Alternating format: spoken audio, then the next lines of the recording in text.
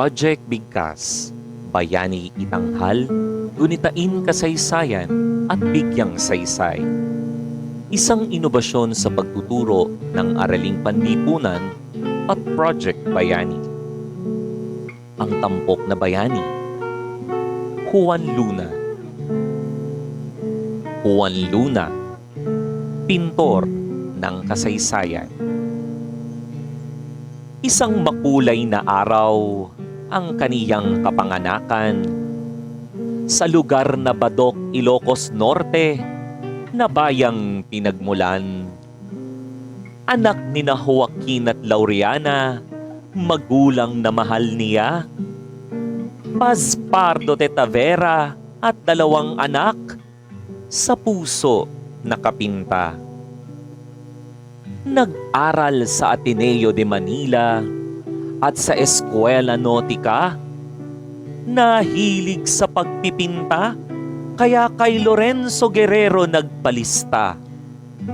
Inudyokang ipagpatuloy ang talento't pagpapakadalubhasa.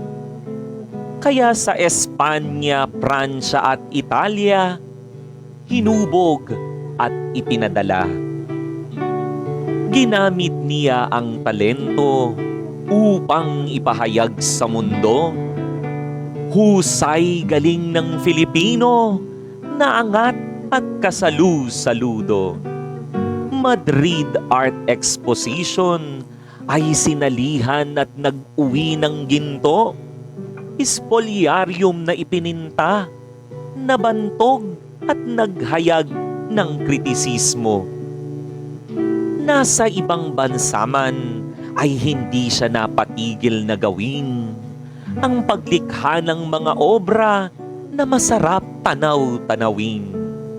Pinalak na lumahok sa iba pang paligsahan at gawain, ngunit di natuloy dahil sa di inaasahang salarin.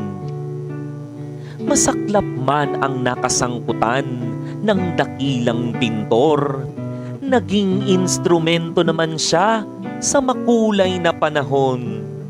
Pumanaw siya sa Hong Kong at doon tuluyang natapos.